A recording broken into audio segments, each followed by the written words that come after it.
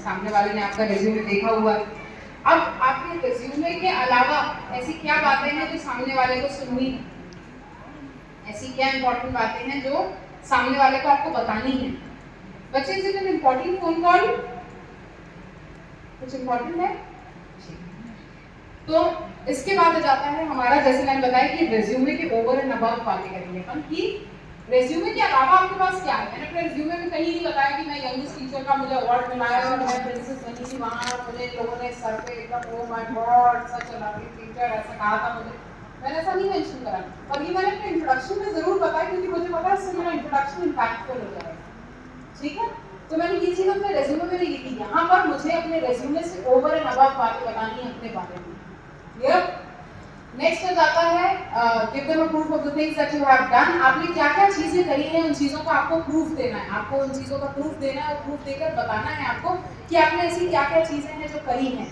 मैं national level karate player रही हूँ, तो मुझसे कोई कहेगा कि मैडम 2-4 स्टेप करके दिखा दीजिए, तो मैं करके दिखाऊंगी क्योंकि this is what I have done. ठीक है ना? अगर आपसे सामने वाला आपकी चीज के बारे में कोई प्रूफ मांगता है, सिर्फ इसी चीज के लिए नहीं, अगर मैं आपको फेक देती ऐसा कि मैं तो अनअकैडमी में टीचर हूँ, अगर मैं फेक देती और मुझसे कोई पूछ लेता कि अच्छा आपने उन मैडम को जानते हो कि वो भी तो अनअकैडमी में पढ़ाती है, तब मेरे पास कोई जवाब नहीं होता है ना। तो मेक श्योर कि आप अपनी बात को सही से प्रूव कर पाओ। झूठ अपने रेज्यूमे में और इंट्रोडक्शन में कभी मत बोलो। जितना करा है उतने को जस्टिफाई कर दोगे तो तुम्हारी नौकरी पक्का लग जाएगी। ठीक है? इंट्रोडक्शन और इंटरव्यूज क्या होते हैं, बेसिकली तरीके होते हैं कि आप अपने आप की स्किल्स और अपनी जो भी आपने इनहेरिट करा है इस सबको बेच सको, इस सबको सामने वाले के टेबल पे रख सको कि भाई मेरे पास ये सारी चीजें हैं और ये सब चीजें मेरे पास नहीं है, और नहीं भी है तो मैं सीख लूंगा। ठीक है? क्लियर? नेक्स्ट जाते हैं as a fresher you mention start with your recent job experience. सबसे पहला जो आपका रीसेंट जॉब एक्सपीरियंस होगा उससे शुरू करेंगे, और उसके बाद for freshers you mention some extra curricular activities and workshops that you have done. तो अपन को यहाँ पर जैसे अभी कोई मोहतरमा थी जिन्होंने एक्स्ट्रा करिकुलर, आप ये बताया था कि मैंने बहुत सारे सर्टिफिकेट्स करे थे, कौन थे? तो आपने ये बताया कि कौन से सर्टिफिकेट करे थे। अब आपको ये देख के बताना है कि आप किस कंपनी में अप्लाई कर रहे हो और उस कंपनी के हिसाब से आपके पास कोई सर्टिफिकेट है या नहीं है। ठीक? क्लियर? यहाँ तक कोई problem? Share some relevant skill sets that you have done, training program, courses and other experience। आपके पास जिस भी तरह का कोई भी relevant experience हो, उस relevant experience को जरूर शेयर करें। नेक्स्ट है any outside courses and skills। कभी भी जब आप खाली हो, Udemy है, आपका Coursera है, आजकल तो बहुत सारे नए प्लेटफॉर्म्स आ गए हैं जहाँ नई नई चीजें सीखने को मिलती हैं। मतलब एक जस्ट एग्जैम्पल के लिए मेरा एक पड़ोसी मतलब उसके पिताजी को लगता है कि बच्चा कंप्लीट फेलियर है। उसने डिजिटल मार्केटिंग का कुछ सीखा अभी कोविड के टाइम पे, घर से ही बैठ के उसने सब फ्री कोर्सेज में सीखा। हाँ, नहीं किया था वो संतोष सर के साथ। एक्चुअली आज वो बच्चा जो 1.5 लाख रुपए महीना आराम से कमा रहा है, संतोष सर वो बच्चा इंजीनियरिंग करने गया था तो उसके एक साल में 8 बैक। मैंने कहा तो पेपर ही होते हैं भाई, सब में तो बैक लगे, सारे पेपरों में बैक है, तो मेरे को पढ़ने में मन ही नहीं करता, मेरा मन ही नहीं लगता पढ़ाई में, मैं क्या करूं? थोड़ी सी कोशिश करते हैं, कोशिश करोगे तो हो जाएगा।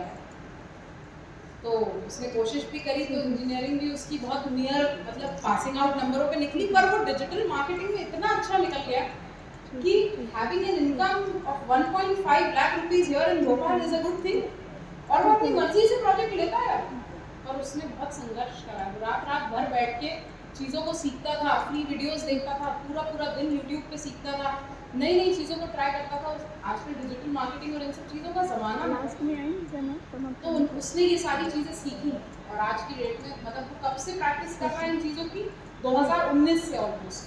2019 was an and, I remember November around, जब दिवाली का टाइम था, मैं लौटी थी तो उसके पिताजी ने बताया कि देखिए आप ही समझाइए इसको, कुछ करें, इनका आंखों में बैठ आए हैं। मैंने कहा अंकल कर लेगा यार, आप तो चिंता कर रहे हो यार, ठीक हो जाएगा। तो अंकल बाद में भैया अभी 2022 में मैंने कहा ये तो आपको अच्छा नहीं लग रहा होगा, आपने कहा था कि आपका बेटा ऐसा और वैसा, तब तो आप बातें दे रहे थे अपने बेटे को, पर eventually he was a success. पर सक्सेस ऐसे नहीं है, सक्सेस मेहनत से है। उसने बहुत मेहनत करी अपनी काम के लिए, क्योंकि उसे इतना समझ में आ गया था कि उसका पढ़ाई में मन नहीं लग रहा है, तो उसको कोई एक दूसरा सब्सटीट्यूट चाहिए था, और वो अपने सब्सटीट्यूट को लेकर बहुत सीरियस था। ठीक है? सो इसके बाद जाते हैं हम training program, outside outside courses को जैसे मैंने मेंशन करा, मैं आप सभी से भी रिक्वेस्ट करूंगी कि please free outside courses available हैं, जाइए सर्च करिए, जो भी तुम्हें पसंद हो उस पर फ्री कोर्स करो। मुझे स्टूडेंट काउंसलिंग पसंद है, मैं स्वयं से स्टूडेंट काउंसलिंग कर रही हूँ, तो पढ़ने की कोई खासी जरूरत नहीं है, पढ़ाई चल रही है तो मैं नहीं भी पढ़ूंगी तो मेरा काम चल जाएगा। बट पढ़ना, अच्छा लिटरेचर पढ़ना एक शौक होता है, और ये शौक बहुत अच्छा होता है। अगर ये शौक आपने रख लिया ना, तो मैं बता रही हूँ, आप एक वक्त पर आपको ये फालतू की बातों से कोई मतलब ही नहीं होगा। आप कहीं एक कोने में बैठे होंगे अपनी किताब के साथ, और आपको अपने आप में मजा आने लगेगा। जैसे आजकल के बच्चे होते हैं, मतलब मैंने यहीं आसपास ही देखा है, छोटे young students are having cigarettes. अरे ये क्या कर रहे हो यार, इतने छोटे बच्चे हो। So what are they doing? They are just absolutely damaging themselves. इसी की जगह भगवान का नशा करो, करना है तो स्पिरिचुअल नशा करो। अगर नशा ही करना है तो ऊपर वाले का करो, कि तुमको कम से कम कुछ इसका बेनिफिट तो हो। यहाँ तो तुम फ्री फोकट में कैंसर नहीं जा रहे हो। क्यों? कुछ अच्छा पढ़ो, अच्छा जब कोई लिटरेचर तुम्हें पसंद आने लगेगा ना, तो तुम्हें मजा आने लगेगा उसमें। तुम्हें ये समझ में आने लगेगा कि तुमको इन सब की फालतू बातों में फंसने की जरूरत ही नहीं पड़ेगी। तुम्हें ऑटोमेटिकली तुम उन चीजों को रिलिश करने लगोगे, इंजॉय करने लगोगे, तुम्हें मजा आने लगेगा। मैं बच्चों के साथ बैठ के मुझे मजा आने लगता है एकदम से। आई फील सो ओवरवेल्म्ड, मुझे मजा आने लगता है एकदम से। मेरी कोचिंग में चलो, I actually something make sure that you come and visit my coaching. ऐसे यूं भरे हुए बच्चे बस बैठे रहते हैं मेरे पास। क्या करना है मैडम? कुछ नहीं, बस आपके साथ बैठे हुए हैं। कुछ नहीं, मैं कुछ बात नहीं कर रही हूँ, अपना कंप्लीट टाइम बस हम आपके साथ बैठे हैं। ये उनकी वो है कि थोड़ी देर मैडम उनको कुछ बातें सुना देगी, नालायक करेंगे, ऐसा कर रहे हो, इससे अच्छा कुछ पढ़ लो, तो वो बच्चा पढ़ने बैठ भी जाएगा। वो बच्चा पढ़ने बैठ भी जाएगा। ठीक, चलिए नेक्स्ट जाते हैं हम टिप्स पे। हम लास्ट पॉइंट पे थे, तो लास्ट पॉइंट में एक आउटसाइड कोर्सेज के साथ, हाँ, तो एक और लास्ट इंपॉर्टेंट पॉइंट है, use some good adjectives about yourself. मैंने किसी भी बच्चे को अभी ये नहीं यूज करते हुए देखा था कि आई am a hard working person, solution oriented person, creative person. ये सब बातें मैंने आपके अपने मुंह से नहीं सुनी। Use good adjectives for yourself. अगर आप अपने लिए कुछ गुड एडजेक्टिव्स यूज करेंगे तो सामने वाले को समझ में आ जाएगा कि आप अपने आप को जानते हैं। अगर मैं आपसे किसी से रैंडमली अभी पूछूं कि आपकी वीकनेस क्या है, एक बच्चा मेरे पास है, मैडम हमारी तो कोई वीकनेस है ही नहीं। तो ऐसा नहीं होता है भाई, ऐसा नहीं होता। ठीक है, एक बच्चे से मैंने पूछा, अच्छा what is your greatest fear? तो उसने कहता है हमें मैडम किसी से डर नहीं लगता। अगर तुम्हारे पापा को फोन लगा, ठीक, तो आपके पास ऐसी चीजें होंगी, आपके पास रिलेटिव ऐसे चीजें होंगी, बस आपको सोचना पड़ेगा। और जब आप इंटरव्यू में बैठते हो तो आप ये चीजें सोच नहीं पाते हो, अचानक से आपके सोचने की शक्ति खत्म हो जाती है, क्योंकि अभी आप टेंशन में हो। तो हमारा पर्पस यही है कि हम आपको इंटरव्यू के लिए यहाँ प्रिपेयर करें, अच्छे इंट्रोडक्शन के लिए प्रिपेयर करें, so that someday when you are out with your introduction, आपको ऑटोमेटिकली हर इंसान पलट के देखे क्या मैडम जा रही है। ठीक है, सो अपने बारे में अच्छे एडजेक्टिव्स को यूज करिए, जैसे ओपन माइंडेड हो गया, क्रिएटिव हो गया, अडेप्टेबल हो गया, मोल्डेबल हो गया। जिस भी तरह के एडजेक्टिव्स को आप यूज करना चाहते हैं, Google it if you want some adjectives on your own personality. You will find a good match for yourself. और ऐसा नहीं कि तुम मतलब 12 बजे तक सो रहे हो, मम्मी खाना बना रही है, क्या हम तो बहुत हार्ड वर्किंग लोग हैं, 12 बजे तक सोने का काम भी तो हार्ड वर्क का है। ऐसा हार्ड वर्क नहीं चाहिए आपसे, ठीक है ना? आप हार्ड वर्किंग हो, अच्छा काम करते हो, मैं रात भर बैठ के पढ़ती हूँ, मैं ये करती हूँ, मैं वो करती हूँ, ये हार्ड वर्क है भाई। ठीक है, आप स्मार्ट वर्क करते हो, ठीक है, लोग कुछ स्मार्ट वर्क करते हैं, हार्ड वर्क करते हैं। जैसे अपन जब काम कोई सीखते हैं ना तो अपन हार्ड वर्क करते हैं, जब अपन वो काम सीख लेते हैं तो अपन स्मार्ट वर्क करते हैं। ठीक है, आपको पता है, अभी आप जैसे लाइब्रेरी में गए, आप कितने लाइब्रेरी वाले बच्चे हैं? कौन कौन ऐसा जो लाइब्रेरी गया है आज तक? सभी लोग गए लाइब्रेरी आज तक? तो क्या है कि आप पहली बार हम लाइब्रेरी गए तो मैडम को अर्थशास्त्र की किताब कहाँ है, फिर इधर चले गए, इधर चले गए, फिर उधर चले गए, फिर तो अभी आपको हार्ड वर्क करना है अर्थशास्त्र की किताब ढूंढने के लिए। बट व्हेन यू नो कि यहाँ पिछली बार मुझे किताब मिली थी, now you will do smart work, you will directly enter the library, you will directly go to the place where you will find the book, आप किताब उठाओगे, अपनी जगह पे आओगे, यहाँ बैठ के पढ़ना शुरू करोगे। क्लियर? ठीक है, बात समझ में आई मेरी? तो जब आप चीजें समझ जाते हो तो आप ऑटोमेटिकली स्मार्ट वर्क करने लगते हो, और जब आपको चीजें समझनी है तो आप भी हार्ड वर्क करोगे। Next please. अपनी हॉबीज के बारे में बेटर डेमोन्स्ट्रेशन देना। जैसे कोई मुझे अपनी हॉबी बताना चाहेगा? हॉबी कोई हॉबी नहीं है? अरे कुछ तो होगी। मुझे कंप्यूटर सीखना अच्छा लगता है। हाँ, बस reading storybook, dancing, acting, and singing. nice, please. Singing and painting. Can you sing something for us? Please. Engine को पूरा like काम करता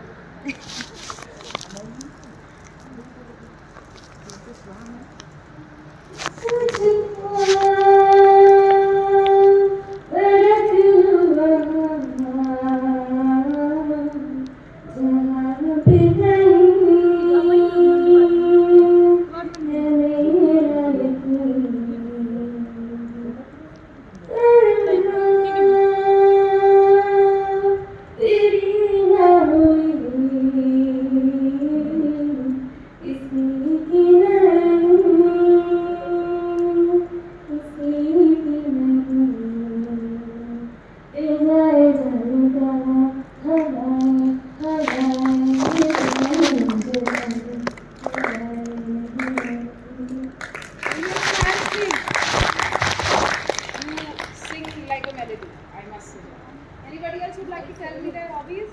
Hobbies. Painting. Anybody else?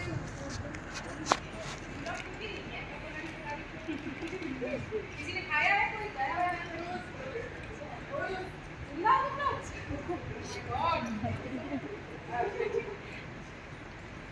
Hobby cooking. आप भी खिलाते हैं लोगों को अपने आसपास?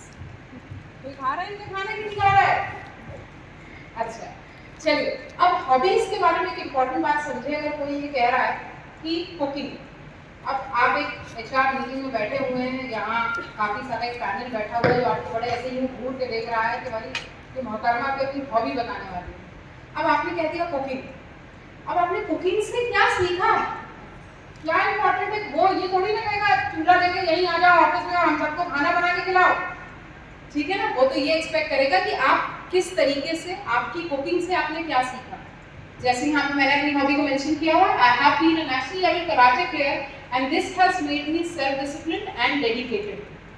मेरे को कराटे ने सेल्फ डिसिप्लिन दिया है और डेडिकेशन दिया है। आपको कुकिंग ने दिया है कि I should mix the ingredients properly and I should balance my personal as well as professional work equally. Clear? Painting, so I enjoy painting because it helps me to be stress free. I enjoy using colors so that I can even fill these colors in my life. Meditation also. So meditation again keeps me, keeps me stress free.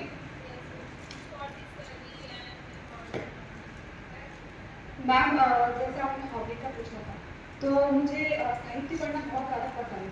तो जिस तरह से आपने अभी समझाया, मैं साहित्य पढ़ती हूँ तो इससे मेरे व्यक्तित्व का निर्माण होता है और मुझे अपने आप को एक्सप्लोर करना, मतलब मैं क्यों हूँ, क्या कह सकती हूँ, मतलब पूरी तरह से मैं जो बन चुकी हूँ वो सब साहित्य के कारण। तो ये बहुत अच्छी बात है कि मतलब जितना हम पढ़ेंगे उतना ही हमारा व्यक्तित्व का विकास होगा। Thank you so much. तो आप जितना अच्छा पढ़ेंगे आप उतना अच्छा बनेंगे। किसी ने बहुत अच्छी बात कही थी कि अगर आपको अपने आप को जानना हो तो लिखो अपने बारे में। आप किस चीज़ से इरिटेट होते हो, किस चीज़ से परेशान होते हो, क्या चीज़ आपको लिखो, ठीक है? अगर आपको विद्वान बनना है, आपको अपना दिमाग डेवलप करना है तो पढ़ो। मुझे पता है पढ़ना बहुत बोरिंग होता है, ऐसा इकलौते तुम नहीं हो, ऐसा मेरा भी इक्वल फीलिंग है, ठीक है? मुझे पढ़ने को कोई स्कूल में बोल देगा तो मुझे ऐसा लगता है भगवान मुझे मौत दे दो आप, और मुझे पढ़ाई मत दो, ठीक है? मुझे इतनी बुरी लगती थी। मैं all my school life I have been somebody who is passed from supplementaries, ठीक है? बट इवेंचुअली मुझे जब धीरे धीरे जब इंटरेस्ट आने लगा, पढ़ने में मजा आने लगा, तो मुझे समझ में आने लगा कि यस, पढ़ाई भी आप एंजॉय कर सकते हो। बस ये है कि मुझे कोर्स की कोई पढ़ाई मत हो, कोर्स की पढ़ाई मैं भी नहीं कर सकती, मुझे कोर्स के बाद सब पढ़ने में मजा आता है। तो क्यों ना आप वो जानकारी ले लें, ठीक है? जानकारी किसी भी प्रकार की हार्मफुल नहीं है आपके लिए, ठीक? नेक्स्ट जाते हैं जो मैंने यहाँ पे हॉबी में मेंशन करा, also been a district level badminton player. This talks about my skill set of teaming up and reading at the same time. यानी मैंने ये बताया कि मैं एक टीम लीडर भी हूँ और एक टीम प्लेयर भी हूँ, दोनों ही चीज़ें मेरे साथ हैं। जैसे क्योंकि हम बैडमिंटन खेलते थे तो मेरे साथ हम 4 लोग खेला करते थे उस टाइम पे। तो क्या होता था, जब उसका शॉट होता था वो चिल्लाती माय और वो शॉट खेलती, और जब मेरा शॉट होता था तो मैं भी ऐसी चिल्लाती थी माय और मैं शॉट खेलती। तो क्या होता था कि जो अगर वो आगे खड़ी हुई है और शॉट मेरा है तो वो नीचे झुक जाती थी। ये उसने टीम अप करा मेरे साथ, और जब मुझे शॉट लेना था तो मैंने लीडर की तरह एक शॉट लिया। आगे मेरी बात समझ में कनेक्ट कर पा रहे हैं कि नहीं कर पा रहे हैं? ऊपर से नहीं आ रहा है, पक्का बताओ, आया समझ में? नेक्स्ट जाते हैं। ठीक है, इसके बाद हम क्लोजिंग की बात करते हैं। जब भी हम इंट्रोडक्शन में अपनी क्लोजिंग देंगे तो हम क्लोजिंग को कैसे देंगे? यहाँ पे लिखा हुआ है closing would include why are you applying for the job, why should they select you and why are you the right fit. और सबसे एसेंशियल चीज जो है जो आपको अपने इंट्रोडक्शन के आखिरी में बोलनी है, अपनी फ्यूचर गोल्स। ठीक है, आपको ये बताना है कि आगे आने वाले 5 सालों में मैं अपने आप को इस पोजीशन पे देखना चाहती हूँ। ठीक है, यहाँ पे चाहता तो है, ये चाहती हूँ नहीं होगा, है ना? तो हमने कह दिया कि भाई मैं अपने आप को आगे आने वाले 5 सालों में एक रेप्यूटेड ऑर्गेनाइजेशन में एक रेप्यूटेड पोजीशन पे देखना चाहती हूँ। ठीक, नेक्स्ट जाता है आगे बढ़ते हैं। नेक्स्ट जाएगा use the statements like this is it from my side. जब हमने कंप्लीट क्लोज कर दिया, हमने सब कुछ बोल दिया है, यहाँ पर हम कहेंगे this is it from my side, thank you for listening to me very patiently, जैसे हमने जब अपना इंट्रोडक्शन कंक्लूड करा है। नेक्स्ट आ जाते हैं final sample. Final sample introduction का आपके सामने है। तो सबसे पहले ग्रीटिंग से शुरू करेंगे, good morning, good afternoon. Next जाएगा थैंक यू फॉर शॉर्टलिस्टिंग मी। उसके बाद हो जाएगा माय नेम इज या आई एम XXX। उसके बाद हो जाएगा जॉब पोजीशन, अगर आपकी कोई जॉब पोजीशन है तो आप उस जॉब पोजीशन को एक्सप्लेन करेंगे। उसके बाद आप अपने एजुकेशन बैकग्राउंड को बताएंगे कि आपका एजुकेशन बैकग्राउंड क्या है। उसके बाद हो जाएगा एनी रेलेवेंट प्रोजेक्ट्स आपने जो करे हैं तो आपके क्या रेलेवेंट प्रोजेक्ट्स हैं उस पर्टिकुलर कंपनी से लेकर, जैसे मैंने अगर किसी मैं इंस्टीट्यूट में पढ़ाने के लिए जा रही हूँ तो मैं बताऊंगी कि मैंने कम्युनिकेशन का कोर्स करा हुआ है, तो मैं सभी लोगों से जितने भी यहाँ इस ऑफिस में भी हैं, प्यून से, चपरासी से, बच्चों से, सबसे मैं कम्युनिकेट कर सकती हूँ। ठीक, नेक्स्ट जाता है, हमने ये बता दिया, इस बार मैंने ऑब्जेक्टिव आपने सॉरी हॉबीज बता दी है। हॉबीज में हमेशा ध्यान रखना कि अपनी हॉबीज को किस तरीके से बताना है। एनालाइज करो कि तुम्हारी हॉबी क्या है और तुम उससे क्या करते हो। जैसे आपने गाना गाया, गाने से आप सेल्फ डिसिप्लिन बनते हो, आप अगर एक डेडिकेटेड इंसान बनते हो। सुबह उठ के मैं रियाज करती हूँ, करती नहीं होंगी वैसे ही, तो सिर्फ एक मजाक की बात है ना। पता चला पूरा मोहल्ला इनका, अरे भैया बस करो, सुबह 4 बजे गा रही हो यार, ऐसे मत करो। ठीक है, तो पर ये आपको कहीं ना कहीं एक चीज़ के लिए अलर्ट करता है कि आप खराब ना खाओ। आपको डिसिप्लिन तो बनाता ही है ना। आपने खराब खा लिया फिर आपका गला बैठ जाएगा, फिर आप परेशान होते रहोगे, तो ये एक थोड़ा सा आपके लिए इशू हो जाएगा। तो आप इन चीज़ों का, छोटी छोटी चीज़ों का ध्यान तो रखते ही होंगे। उसके बाद हॉबीज़, और आपने मुझे कुछ हॉबी बताई थी, पेंटिंग, डांसिंग, एक्टिंग। तो एक्टिंग, कभी कभी तुम लोगों ने एक्टर्स को देखा है कितने पैशनेट तरीके से एक्टिंग करते हैं।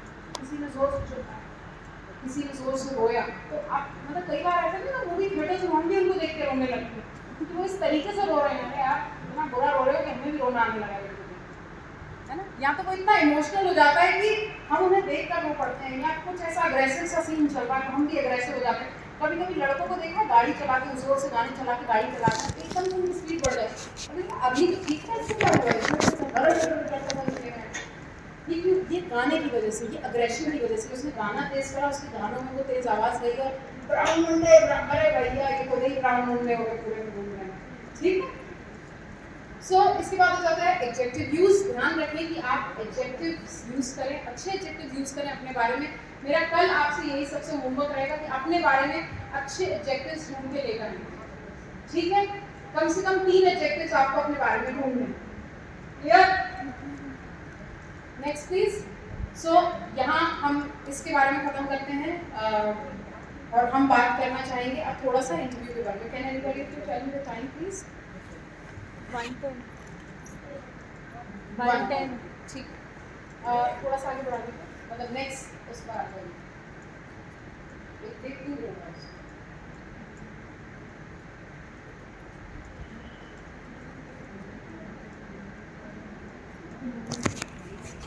इंट्रोडक्शन में कोई प्रॉब्लम है कि इंट्रोडक्शन में कोई प्रॉब्लम है? कल मैं एक्सपेक्ट कर रही हूँ कि आप लोग अपने इंट्रोडक्शन बनाकर लेकर आ सकते हैं।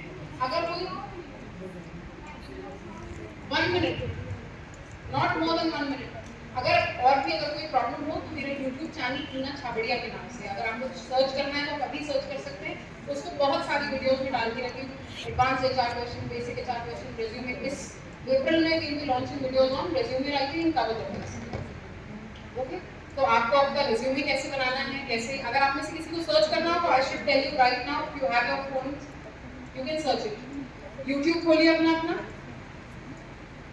YouTube पे सर्च करिए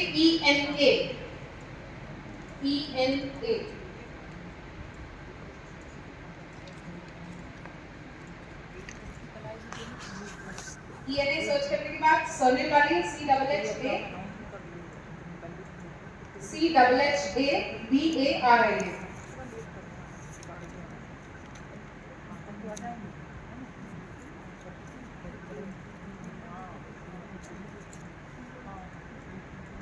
CHHABARIA सामने लिखी हुई है आपके पास स्पेलिंग, एक बार सर्च कर लीजिए।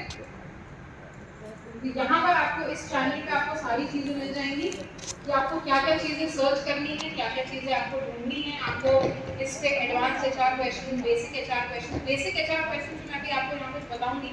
मैंने उसमें 30 अराउंड डाले यहाँ पे आपके पास, मैं पहले कुछ शेयर करूंगी।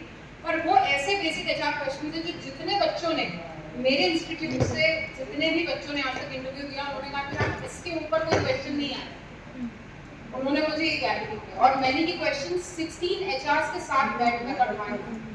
मैंने उनको कहा give me a list of your finest questions that you asked. So 16 of them have provided me 10 questions, और उसमें से we shortlisted around 20 to 23 questions that you will be seeing on my page already. Clear? Resume writing, presentation कैसे बनानी है, इसके अलावा body language के बारे में ब्रीफ में चीजें, बेसिक HR क्वेश्चंस हो गए अपने, और इसके अलावा अभी रेज्यूमे राइटिंग पे आ जाएगी कुछ एडवांस HR क्वेश्चंस। ये सारी चीजें उस पे अवेलेबल हैं। और अगर कभी आपको ऐसा कोई टॉपिक लगता है तो आपको उस पर्टिकुलर टॉपिक में मुझसे कोई हेल्प चाहिए तो आप मुझे मेरे कमेंट सेक्शन में बता सकते हैं। इसके अलावा इंस्टाग्राम पे भी पर्सनालिटी डॉक्टर के नाम से अवेलेबल हूँ, वहाँ पे भी शॉर्ट रील्स और ये सारी चीजें मैं डालती रहती हूँ, तो आप वहाँ पे भी मुझे देख सकते हैं, ढूंढ सकते हैं, क्योंकि मोस्टली हम इंस्टाग्राम को चलाते रहते हैं। ठीक है, चलिए।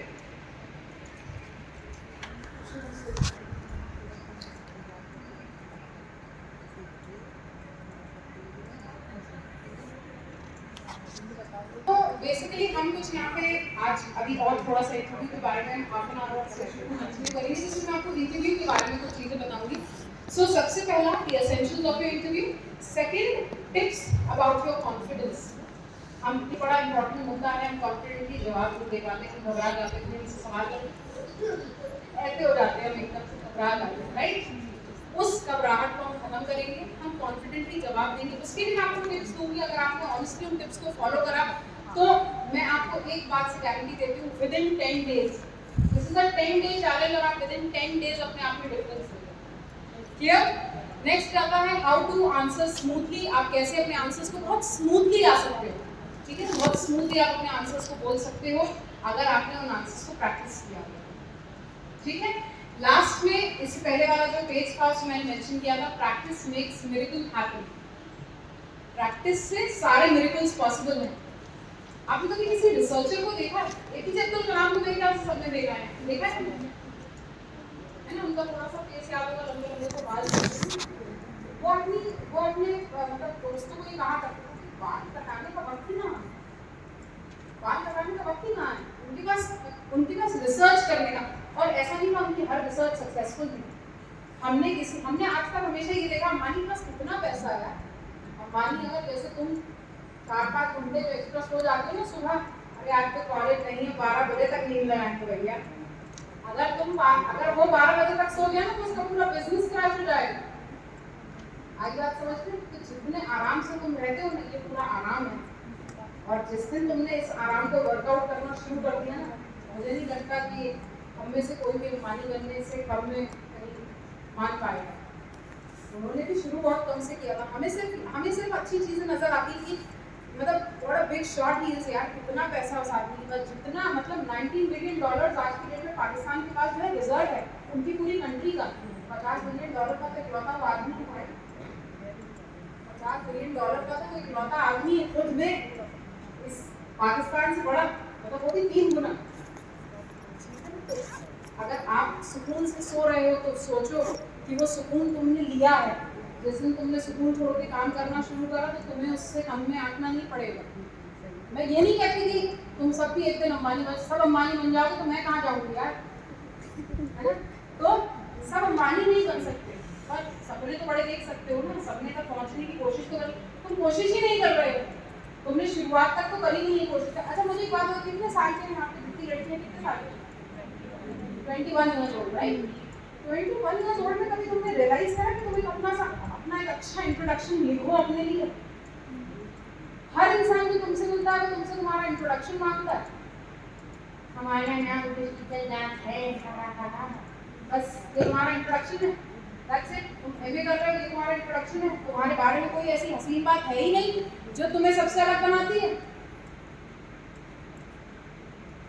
तुमने कभी एक अच्छा इंट्रोडक्शन बनाने की कोशिश नहीं करी। इतने सालों में तो तुम सोचो ना, तुम कितने पीछे हो, कितने पीछे हो। चलिए नेक्स्ट जाते हैं हम। So what after introduction, anticipating the questions the person would ask you। Basically मैं आपको कुछ क्वेश्चंस बताने वाली हूँ और उन क्वेश्चंस को कैसे आंसर करोगे। आप कभी इंटरव्यू में अगर आपको क्वेश्चन आते हैं आपके सामने तो उनको कैसे आंसर करोगे। तो जब आप उनको इजीली आंसर कर पाओगे, यानी आप समझ जाना कि आप प्रिपरेशन कर रहे हैं, ठीक है। क्योंकि अभी अगर मैंने यहाँ पे सवाल पूछ लिया तो आप घबरा जाओ। नेक्स्ट जाता है बी योरसेल्फ। कभी भी इंटरव्यू में जाओ या अपने इंट्रोडक्शन के लिए जाओ, किसी भी चीज़ के लिए बी योरसेल्फ। कई बार हम फेक एक्सेंट यूज करते हैं, एक्सक्यूज मी मैम, ये ऑटोमेटिकली समझ में आने लगता है आपके बारे में, ठीक है ना। आपका ऐसा एक्सेंट है नहीं पर आप इसको फेक कर रहे हैं और एक पॉइंट ऑफ टाइम के बाद समझ में आने लगता है। आपने थोड़ा सा बोला तो समझ में आने लगता है, थोड़ी देर बाद आप ऑटोमेटिकली एंटिसिपेट कर लिए जाते हो कि आप कुछ गड़बड़, ठीक है। नेक्स्ट जाते हैं टिप्स के बारे में। So do your research you where you are going. आप कभी भी किसी कॉर्पोरेट कंपनी में अप्लाई करो तो मेक श्योर सबसे पहले आप उस कंपनी के बारे में पढ़कर जाओ। कितने लोग हैं जिनका यहाँ पे लिंक्डइन पे अकाउंट है? कितने लोग? फेसबुक पे किस किस का अकाउंट है? नहीं, फेसबुक पे किस किस का अकाउंट है? हाँ तो कहो यार, कनेक्ट कैसे करूँगी उन लोगों से? इंस्टाग्राम पे किस किस का अकाउंट है? शर्म आ रही है थोड़ी सी भी कि नहीं आ रही है? कि मतलब जो काम की चीज़ है, लिंक्डइन जैसी इंपॉर्टेंट चीज़ पे अकाउंट नहीं है अपना, जिससे नौकरी मिलेगी बट जिससे बेरोजगारी मिलेगी। सबको बिल्कुल फ्री इंटरनेट दे के काम लगा दिया गया है। दिन भर बैठ के रीलें देखो, रीलें बनाओ, है ना, यही काम रहेगा। तो जो इम्पोर्टेंट चीज़ें हैं उन्हें एंटिसिपेट करो। तुम्हारे लिए क्या इम्पोर्टेंट है? अगर तुम्हारे लिए लिंक्डइन इम्पोर्टेंट है तो नौकरी की तलाश करो तो तुम्हें इंस्टाग्राम नौकरी नहीं देगा, ध्यान रखना इस बात। नेक्स्ट आता है ड्रेस फॉर सक्सेस। अगर मैं आज आपके सामने अपने घर के पजामों में आ जाती तो कितना अजीब लगता है, लगता कि नहीं? अगर मैं अपने घर के पजामों में यहाँ पर आ जाती तो आपको कैसा लगता? बताओ।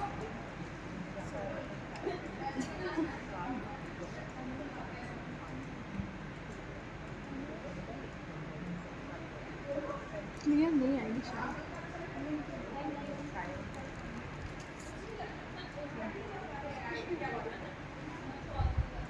फॉर्मल लगता है, ठीक है, ऐसा लगता है कि मैं जैसे सोकर ही उठकर आ गई। So always make sure that you dress well, you dress for success, you dress for आप जब भी आप मिलो, आप इतने ऑफिशियली ड्रेस हो कि सामने वाला ऑटोमेटिकली आपसे इम्प्रेस हो जाए। एक मूवी है, मुझे नहीं पता आप अच्छी मूवी देखने का शौक रखते हैं या नहीं, तो एक मूवी है pursuit of happiness, will Smith की मूवी है। कितने लोगों ने देखी है यहाँ? तो चले हैं 2-4 करना है। तो उस मूवी में एक सीन है जहाँ पर वो पेंट करके, वो रात में पेंट करता है अपने घर पे और सुबह जो है उस रात में जो है उसको पुलिस वाले उसे ले जाते हैं क्योंकि वो पार्किंग टिकट के पैसे नहीं भर पाता। और वहीं से वो एक ऐसे इंटरव्यू के लिए जा रहा होता है, नेक्स्ट डे मॉर्निंग 10 o'clock उसका एक ऐसी जगह पे इंटरव्यू होता है जिसके लिए वो 1 महीने से चक्कर लगा है। उसके पास वो जो घर है वो जाने वाला है, वो अपने बेटे के साथ रहता है, उसकी बीवी उसे छोड़ के चली गई है, क्रैश है वो आदमी, बिल्कुल नीचे आ चुका है जमीन से। कभी मौका मिले तो अच्छी मूवी देखो, pursuit of happiness I recommend. तुमको समझ में आ जाएगा कि कितनी मेहनत करी है उस आदमी ने और उससे समझने की कोशिश करना कि तुमको कितनी मेहनत करनी पड़ेगी। ठीक। उस इंटरव्यू में वहाँ पर पहुँचता है तो ऑब्वियसली वो वेट करना होता है, तो बड़े खराब से कपड़ों में पहुँचता है वहाँ पर। तो जब वो ऐसे खराब से कपड़ों में वहाँ पहुँचता है तो उसके जो मैनेजर है वो उससे पूछते हैं कि ये तुम इतने खराब कपड़ों में क्यों हो यहाँ, और मैं तुम्हें अगर सिलेक्ट कर लूँगा तो क्या कहेंगे लोग। तो वो कहता है कि मैंने ज़रूर कोई बहुत अच्छी पैंट पहनी होगी तभी तो आपने मुझे सिलेक्ट करा। जो समझ में नहीं आया कि नहीं आया? वो अगर आप सही शब्दों में, हिंदी शब्दों में जो बनियान कहते हैं वो बनियान से जाता है वहाँ पर एक इंटरव्यू में। वो कहता है कि अगर मैं तुम्हें सिलेक्ट कर लूँगा तो क्या होगा, तो वो कहता है ये पक्का बहुत अच्छी पैंट पहना होगा तभी तो इसका सिलेक्शन हो गया, बनियान के बेसिस पे सिलेक्शन तो नहीं होता। ठीक है, मुझे नहीं पता कितने आप में से इस बात को समझ पाए या नहीं, पर आप मूवी जरूर देखेंगे तो आपको बहुत अच्छी फील आएगी वो मूवी देखने के बाद। सो नेक्स्ट आता है know your strengths and practice your perfection. आपकी स्ट्रेंथ जो भी हो, अगर आप कम्युनिकेशन में बहुत अच्छे हैं तो आप इतने अच्छे बन जाए कि आपको कोई रोक नहीं पाए। अगर आप कुकिंग में बहुत अच्छी हैं तो कुकिंग में बहुत अच्छे बन जाएगी, कि क्या पता आपके पास ऐसा मौका मिल जाए कि आप एक रेस्टोरेंट खोल लें। किसी भी चीज में अपनी स्ट्रेंथ को समझो और अपनी स्ट्रेंथ से आगे बढ़ो, अपनी स्ट्रेंथ को पकड़ो और आगे बढ़ो। अपनी वीकनेस को नो डाउट सुधारो, इसका मतलब ये नहीं कि अपनी वीकनेस को छोड़ दो, पर अगर आपके अंदर स्ट्रेंथ है किसी चीज की तो उसको एनहांस करो, उसको बढ़ाओ। क्लियर? नेक्स्ट आता है इंगेज द इंटरव्यूअर। इंटरव्यूअर को जब आप इंटरव्यूअर से बात करते हैं तो उसको इंगेज करो अपनी बात में। आपने अपनी बात पे जैसे आखिरी में बोल दिया कि हार्ड वर्कर और I am a hard worker but I feel that sometimes I work smart. सामने वाला ऑटोमेटिकली आपसे ये सवाल करेगा what is the difference between hard work and smart work. यानी now you are playing with the interviewer is not playing with you. Next आता है यहाँ पे impress him with your future goals. अपने फ्यूचर गोल्स से impress करो उसको। अपने फ्यूचर गोल्स ऐसा नहीं कि मतलब तुम चले गए हो एकदम नाइट सूट में और बोल रहे हो कि मैं 5 साल बाद ये कंपनी का सीईओ बनना, ऐसा नहीं।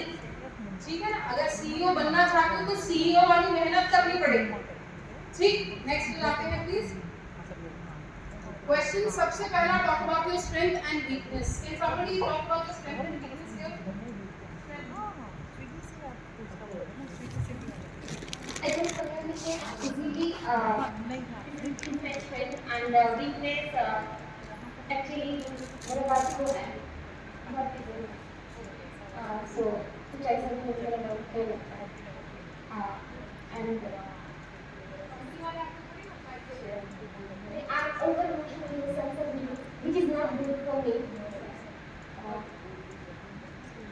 Anybody else? I am very determined. That's my strength. And my weakness is anger management. I have anger management issues.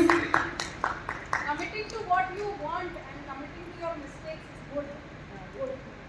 आगे हाँ go to this facts. Talk about your strength and weakness.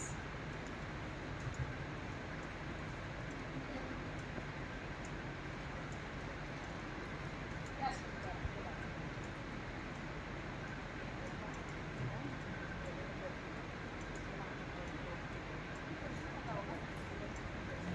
Weakness पता है?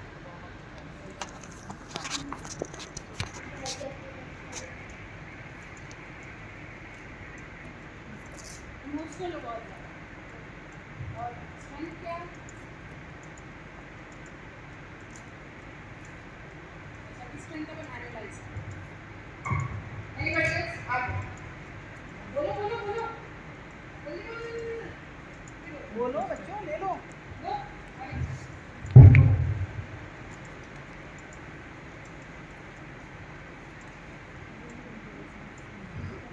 अच्छा सोच के फिर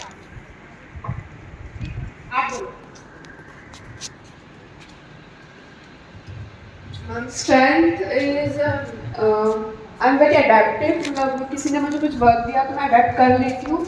and weakness कि अगर एक ही काम मुझे बार बार करना पड़े तो मैं बोर हो जाती हूँ, उसको तो छोड़ना Very good. New things try करना। So you like you like trying new skills. Yes.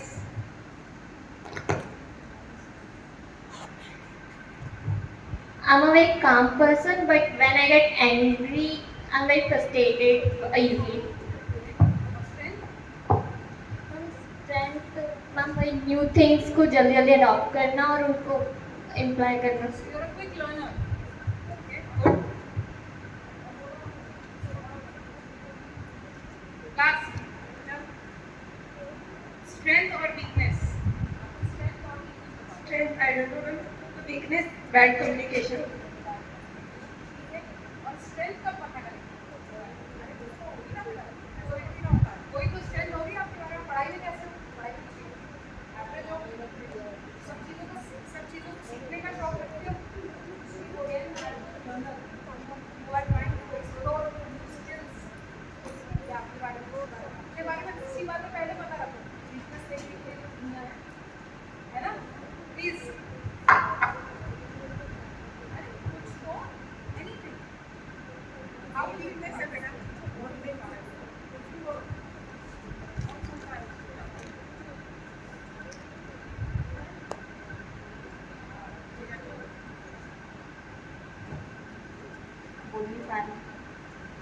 So you have probably communication skills.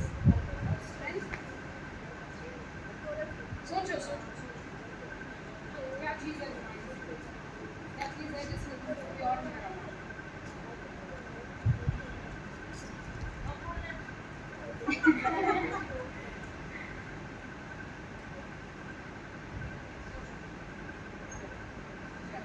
सोच के मुझे बताओ. आइए. मैम मेरी स्ट्रेंथ ये है कि मैं किसी भी काम को अगर लेती हूँ तो जब तक वो होता नहीं है मैं उसको छोड़ती नहीं हूँ. You're determined. Yes. हम इसकी एडजेक्टिव्स की बात कर रहे हैं ना, वो ऐसे ही एडजेक्टिव है कि हमें सेंटेंस पता है पर हमें शब्द नहीं पता. So we are determined at what we are doing. जब तक मैं पूरे डिटर्मिनेशन से अपना काम करूँ.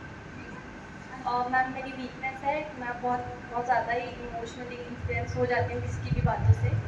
और एंगर इशू, मैं बहुत जल्दी अगर मुझे गुस्सा आ जाता है तो फिर मैं सामने वाले की बैंड बजा देती हूँ. Yes, मेरी communication skills are much better, and also I'm determined about my work and anger issues. That's my biggest weakness. अच्छा. बिल्कुल. एक्चुअली अगर आप इस जनरेशन को देखेंगे मैम तो इम्पेशंस भी बहुत है और एंगर भी बहुत है. और इसके कारण है. पहले क्या होता था, किसी से मिलने जाना है तो कोसों दूर पैदल चलते हुए जाना है, इतना सब्र करना पड़ता. आज क्या, गाड़ी उठाई और मिल ली है, एक फ़ोन लगाया और बात हो गई. हाँ भैया ऐसा है. तो ये इन चीज़ों ने इम्पेशंस क्रिएट कर दिया है हमारी जनरेशन. ये चीज़ हो गई है हमारी generation. Expectations are the reason to your stress. सबसे पहले बता दूँ मैं आपको, हमारे जब मैं दिल्ली पब्लिक स्कूल में थी तो वहाँ की प्रिंसिपल थी. एक दिन वो बोली, कहती है बच्चे सीधे लाइन में ही नहीं चलते हमेशा. मैंने कहा मैम कैसे चलेंगे? सब बच्चों का दिमाग अलग अलग है. 5000 बच्चे पढ़ा रहे हैं, हर बच्चे का दिमाग अलग है. अभी कोई सुबह मम्मी की डांट खा कर आया, कोई पापा की फटकार सुनी, तो एक बच्चा ऐसे चलेगा, एक बच्चा ऐसे चलेगा, सब अपने मन की चल रहे हैं सुबह सुबह. मैंने कहा तो हमारी अपेक्षाएं है ना मैम कि ये सीधा नहीं चल रहा है. हम साइड में खड़े हैं, वो सीधा खुद ब खुद फिर चलने लगेगा. ये हमारा फर्ज है बीइंग अ टीचर कि हम आपको वापस सीधा चलाएं. और एंगर, जिन लोगों ने ये मुझे बताया है कि उनको एंगर है, एक बात बताऊं मैं तुमको, ये तुम्हारी वीकनेस नहीं है, ये तुम्हारी स्ट्रेंथ है. पर अपने एंगर को डायरेक्ट करो, अपने एंगर को सही दिशा में ले जाओ.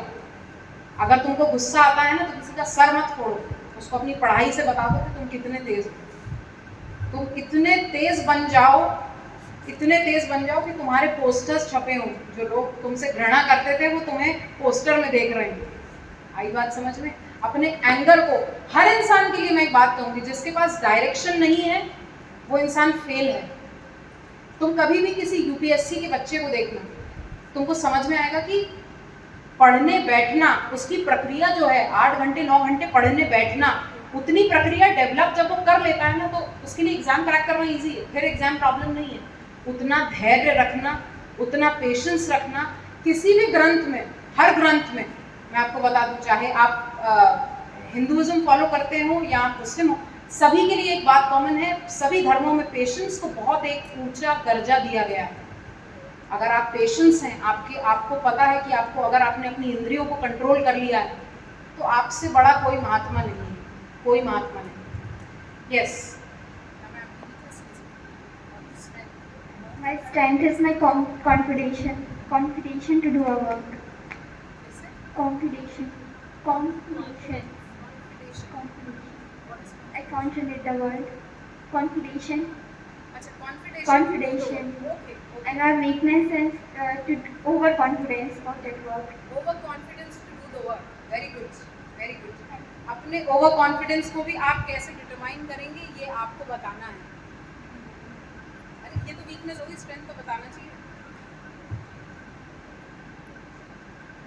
कोई तो स्ट्रेंथ होगी जिसमें हमको कोई नहीं बता सकता।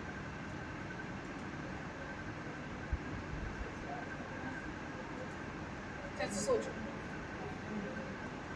मैम मेरी वीकनेस है, मैं एंगर फेयर, मुझे बहुत डर लगता है। किस और बात से करना है? वो जब कोई गुस्सा करता है तो कोई गुस्सा करता है तो तुमको क्यों डर लगता है? पता नहीं। मारेगा क्या तुमको? कोई मार के काट लेना उसको। काट दिया है ना तुमको बचने के लिए, जोर से काट लेना। नहीं, बहुत डर लगता है। क्यों? मैं गुस्सा भी नहीं करती और गुस्से से भी डर लगता है। तुम गुस्सा नहीं करती, ये कहाँ डिटरमाइन करता है कि सामने वाला गुस्सा नहीं करता? मुझे तो पूरा हक है गुस्सा करने का। तुम मैं समझा देती हूँ। ये तुम करती हो, सामने वाला क्या कर रहा है वो तो एक्सटर्नल है ना, उसको कैसे कंट्रोल करोगे?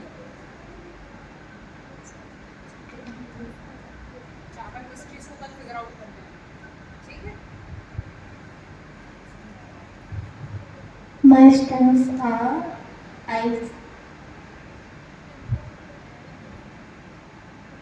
I'm a good learner and I always try to explore new things. And my weaknesses are I usually trust on others and I'm very emotional. Okay. अच्छा, एक दो चीजें जो बहुत कॉमन आई हैं बच्चों में, एक तो एंगर इश्यूज आए और एक इमोशनल आए। ठीक है, इमोशनल बहुत हद तक क्योंकि हमारा नेचर है, हम लड़कियां हैं, हमसे अपेक्षा रखी भी जाती है कि हम थोड़ा इमोशनली रिएक्ट करें, पर चीज़ों को सूझबूझ से रिएक्ट करने के लिए हमको नहीं मना करा गया। चीज़ों को समझो। हर लड़की का एक बहुत बड़ा प्रॉब्लम होता है कि वो ट्रस्ट बहुत इजीली कर लेती है सब पे। तुमसे अगर किसी ने बोला कि अरे वो ये ऐसा ऐसा है तो तुमने उस बात पे विश्वास कर लिया। क्यों? पहले सूझो तो सही उसको सही है कि नहीं है, सूझो तो सही उसे, समझो तो सही कि ये इंसान सही है कि नहीं। और मैं एक बात बता दूं आपको, बहुत इंपॉर्टेंट बात, जितनी भी लड़कियां होती है ना, इन लोगों के पास एक अलग शक्ति होती है। क्या शक्ति होती है कि हमारे इंस्टिंक्ट्स जो होते हैं, हमारी सिक्स सेंस सबसे तेज चलती है। हमारी सिक्स सेंस, हमें कोई छू दे तो हम बता सकते हैं कि ये टच सही है या गलत है। ये हमारी सिक्स सेंस है, हमारे पास ये पावर है। हमारे पास इमोशनल होने की भी पावर है, पर हम इतने ओवर इमोशनल ऐसे ऐसे करके रोने लगते हैं, बाप रे बाप। क्यों भाई, क्यों है ऐसा? ठीक है, चलिए आ जाते हैं अब हम सेकंड वाली बात पे। Why do we hire you? आपको यहाँ पर अपनी क्वालिटीज बतानी है, आपको अपने बारे में ऐसी चीजें बतानी है कि सामने वाला आपको हायर करे। ठीक है ना? अब ये चीज़ किस पे ये चीज़ किस पे सबसे ज़्यादा फोकस रखती है? ये इस चीज़ पे सबसे ज़्यादा फोकस रखती है कि आपको सबसे पहला तो ये समझना है कि कौन सी रोल्स एंड रिस्पॉन्सिबिलिटी के लिए आप अप्लाई कर रहे हो। ठीक है ना? अगर आप डिजिटल मैनेजर के लिए अप्लाई कर रहे हो तो आप ये कहोगे that I am very good with my software या IT स्किल्स। अगर आप एक टीचर के लिए अप्लाई कर रहे हो तो that I am very good at communicating skills. अगर आप किसी और पोस्ट के लिए, आप डेटा एंट्री के लिए अप्लाई कर रहे हो तो I am good with numbers. इसीलिए वो सामने वाला आपको हायर करेगा। क्लियर? नेक्स्ट जाते हैं short term and long term goals. आपके शॉर्ट टर्म गोल और लॉन्ग टर्म गोल क्या हैं? एक बार एक इंटरव्यू में एक बच्ची आई मेरे पास, वेरी कॉन्फिडेंट नहीं, ओवर कॉन्फिडेंट। तो आई और आके, मैंने बोला भी नहीं बैठो, तो शी सैट। मैंने कहा चलो ठीक। वो आके, कभी भी इंटरव्यू में जब आप एंटर करो खड़े रहो, लेट द अदर पर्सन से प्लीज सिट। ठीक है ना? फिर वो आके बैठी, ठीक है कोई बात नहीं। तो वो कहती है उनके लॉन्ग टर्म गोल्स में, उन्होंने कहा I want to see myself in that chair. Oh my god, ये तो मेरी कुर्सी खाली करा देगी, है ना? मेरा कोई प्लान नहीं हुआ 5 साल रुकने का, पर कोई मेरी कुर्सी पे थ्रेट होगा तो मैं तो उसे भगा दूंगी ना, है ना? तो यही चीज़ हुई कि मैंने नहीं तो वो दूसरी वाली एचआर ने उनको कहा कि इनको जाने देते हैं मैडम, ये इस कंपनी के लायक नहीं। ठीक है, तो मेक श्योर कि आपके शॉर्ट टर्म गोल्स और लॉन्ग टर्म गोल्स कैसे हैं। ठीक है, मेरे शॉर्ट टर्म गोल, आज के लिए मेरा शॉर्ट टर्म गोल क्या है? To learn skills, get more knowledge and to get a job in a reputed company या एट अ रेप्यूटेड पोजीशन। मेरा लॉन्ग टर्म गोल क्या है? I want to see myself at a managerial position. मैं manager होना चाहती हूँ, entrepreneur होना चाहती हूँ, मैं अपने आप को एक बड़ी पोजीशन पे देखती हूँ। ठीक, नेक्स्ट जाता है व्हाट मोटिवेट्स यू, यानी आपको ऐसी क्या चीज़ है जो मोटिवेट करती है। ठीक है, तो आपको ऐसी क्या चीज़ है जो मोटिवेट करती है, आप में एक जज्बा लगाती है एकदम अलग से। तो आप कहेंगे मुझे काम सबसे ज़्यादा मोटिवेट करता है। इसका मतलब ये नहीं कि सामने वाला आपको बहुत काम दे देगा, पर सामने वाला सुनना तो यही चाहता है। अगर आप काम नहीं करोगे कंपनी के लिए तो आप कहो मुझे क्रिकेट खेलना है, मुझे डांस करना बहुत मोटिवेट करता है, तो आपको नहीं कहेगा यहाँ आकर डांस करके दिखाओ। ठीक है ना, तो आपको यही बताना है कि क्या चीज़ है जो आपको मोटिवेट करती है और आपको कंपनी से रिलेटेड बताना है, so that the company person is impressed here. ठीक है, तो आप कहेंगे मुझे काम बहुत ज़्यादा, मैं काम को लेकर बहुत मोटिवेटेड रहती हूँ, मुझे काम बहुत पैशन देता है, किसी भी चीज़ को, किसी भी नई स्किल को सीखना मुझे बहुत पैशन देता है, कोई नई स्किल को लर्न करना, मैं इस चीज़ के लेकर बहुत ज़्यादा पैशनेट हूँ। ठीक, नेक्स्ट जाता है are you a team player or a team leader. तो सबसे पहले जब आप कभी पहले इंटरव्यू के लिए जाएंगे तो आप सामने वाले को बताएंगे कि मैं भी एक टीम प्लेयर हूँ। जब आप 5-6 जॉब कर लें तब आपको समझ में, खुद ही समझ में आ जाएगा कि क्या आप एक टीम प्लेयर हैं या आप एक टीम लीडर हैं। क्लियर? ओके, ठीक है, तो आपको डिफरेंस समझ में आएगा कि आप वास्तविकता में जब अपने एक्सपीरियंस से सीखते जाओगे तो आपको समझ में आ जाएगा कि आप एक टीम प्लेयर हो या एक टीम लीडर हो। ठीक है ना, आपको आपकी बॉडी लैंग्वेज से चीज़ें समझ जाओ। आप कोई किसी की नहीं सुनते तो आप टीम लीडर हो जाते हो, तो वो टीम लीडर किसी की सुनता ही नहीं है, क्यों? वो अपनी अपनी चला रहा होता है। तो अगर आप किसी की नहीं सुनते तो ऑटोमेटिकली कुछ सालों बाद आपको ये बात खुद भी कुछ समझ में आ जाएगी। अगर आप सबकी सुन के चलना चाहते हो और आप सबकी सुन के काम करते हो, कोऑर्डिनेटर हो अच्छे, आप एक दूसरे के साथ मिलके काम करते हो, तो ऑटोमेटिकली आप एक टीम प्लेयर बन जाते हो। ठीक है, तो आज का सेशन हम यही खत्म करते हैं। कल मैं कुछ और आपको कुछ क्वेश्चंस करवाऊंगी और कुछ मैं बॉडी लैंग्वेज के बारे में बहुत इंपॉर्टेंट बातें आपको बताऊंगी। ठीक है, तो आज का सेशन हम यही स्थगित करते हैं। जय हिंद, जय Bharat, thank you so much.